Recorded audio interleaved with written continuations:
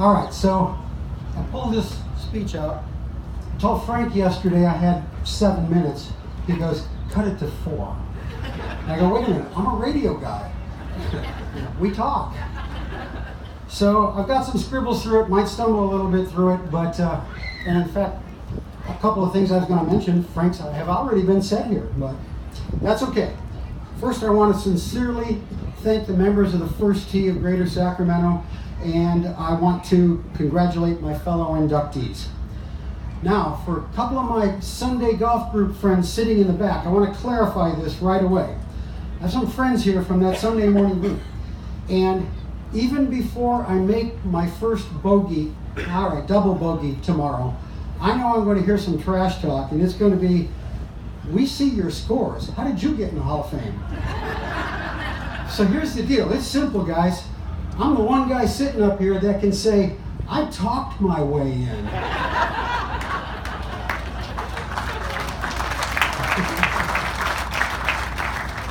When I started the Golf Talk radio show in 1994, I very quickly began to develop a deep sense of the significance of Sacramento golf and its rich history. This town is so robust with golf history. The legacy created by Tommy Lopresti, carried forth with love by Ken Morton and family, and so many golf-loving, civic-minded, always volunteering individuals and wonderfully talented players, a couple of which are here today, that helped create and sustain Sacramento as a vibrant, terrific golf community. To further illustrate my point about this, I think it bears repeating, the First Tee program itself. When the First Tee was setting up a national organization, they visited Sacramento and they modeled their national youth golf program after the organization that was at that time Sacramento area youth golf. So in a way, we've contributed nationally to youth golf, and I think that's pretty significant. There's no place else in the country with a free consumer golf expo as extensive as this golf expo here in Sacramento. This thing actually, I think in some ways, rivals the PGA merchandise show, which is for professionals in Florida. So this is a dynamic, innovative golf market, and I was lucky to be a part of it for nearly 2 decades. I hosted and produced over 950 golf shows over the year. So there's some people along the way that I've just got to stop and say thank you to. 2 people that were instrumental in bringing a local golf show to the radio, George Scopus and his general manager at the time, Don Early. Now both George and Don are no longer with us, but they're still remembered. George was an account executive for a radio station, and I'd been pitching a golf show to radio stations for about 2 years, with everybody saying, that'll never work. I mentioned it to George one day, he liked it, he told Don, I had a show. Our intro music was supplied, which we ended up using for the entire run of our show, was supplied by Mike Pompey, who at that time worked for Tower, later became employed here. My show there lasted only 3 weeks. Within 3 weeks, the radio station announced that they'd been sold and they were not going to be a talk radio show anymore, or a talk radio station. That's when Mike Ramey entered my life in Sports 1140. Mike had recently become the program director of Sports 1140, and he said he was looking for some weekend shows and he really liked golf. I owe Mike 19 years of thanks over and over again. And in fact, when I announced that our contract was not being renewed several years ago, Mike, who by then had moved on to another station, immediately contacted me and offered me a slot on his new station. I felt like I needed some time off at the time, and in retrospect, that might not have been one of my better decisions, because I still don't, this microphone, I'm kind of enjoying this right now. I had 3 co-hosts along the way. I started the show with Walter Hicks.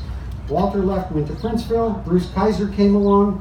And then for a wonderful 13-year run, I worked with golf professional Brett Taylor.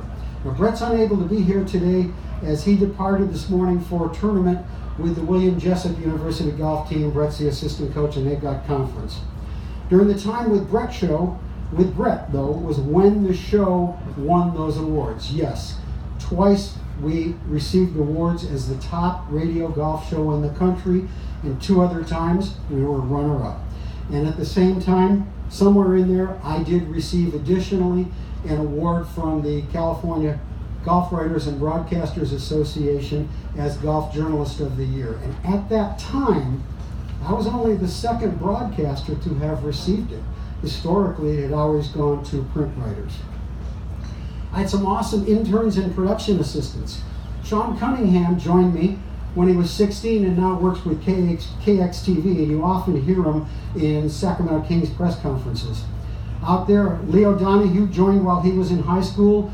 Tony Kay was interested in mixing beats and joined us so that he could get in the production room. So thank you guys. I had a couple of golf-loving friends, Maury Quillen and Ron Orsolini, who also contributed to the show. Maury passed last year, and I just want them both to know that their contributions were appreciated. Another special contributor to the show was a guy named Sonny Hampton. Sonny operates the Legends and Heroes charity golf events with casinos in Las Vegas and Reno. Now, I gotta mention it because every show producer, whether it's radio or TV, if you're producing a show, you have this time slot that's always gotta be filled. And you get last minute cancellations, somebody gets sick, something happens. So we develop these go-to people. And this guy, Sonny Hampton, was always my go-to. His Legends and Heroes are retired professional athletes, many times NFL, NBA Hall of Famers, and I could always call Sonny and say, Sonny, man, I need a guest. And I'd get a phone call back saying, hey, talk to so-and-so, he's playing golf every day now ever since he retired. Here's a phone number, and away I'd go. Gotta thank my family, my wife. Patty. It was an incredible chemistry that brought us together those years ago, and it's been an incredible walk through life with you. We've had so many shared moments in our personal lives, in our careers together, and I find myself up here right now thinking, there's still nobody I'd rather share this moment with than you.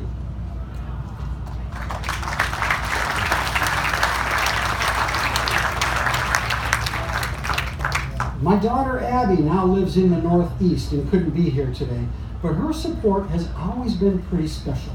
She called me one day from college and said that she was going to major in journalism. So I suggested that maybe she help me cover a couple of the West Coast PGA Tour events so I could show her a press room, let her learn the lay of the land, and go from there. She wasn't intending to be a sports journalist. Well, today she's a full-time sports reporter.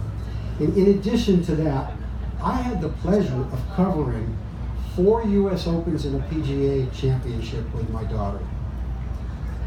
If you asked her a highlight, though, she probably wouldn't say, well, it's who won this event or that event. She'd just start laughing and tell you the story. We were covering a U.S. Open, and while getting ready to go to the golf course first morning, I realized that I forgot to pack clean underwear. She thought that was the funniest thing ever and still tells the story. So, but I think it's fair to say that my golf show and golf, the game of golf, influenced her life in a positive way. It influenced her career path. My son Ben is out here. He was pretty young when the show started. He was in Cub Scouts, and basketball was his game, but together we made a car that won the Pinewood Derby of his Cub Scouts. And do you remember that, Ben? Yeah, well, I probably procrastinated. I missed the Pinewood Derby because I had a show to do. And we probably procrastinated a little bit in getting in the garage due to golf things. But together we made the ugliest Pinewood Derby car in his Cub Scout bag. But it won. So just like on the golf course, sometimes you can turn ugly into beautiful.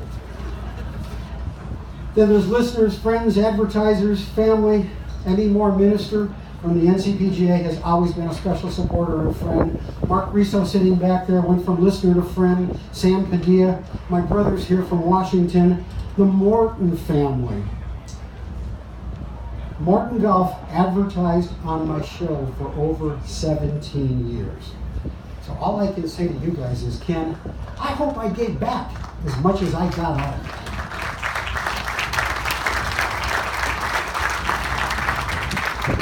I want to thank all of you for being here today, and this is just so special. For me, this is a pinnacle moment. I'll wrap this up by saying that when I started the Golf Talk radio show, I got the biggest group hug that I could have ever gotten from the entire golf community and golf industry. My group hug continues today. Thank you.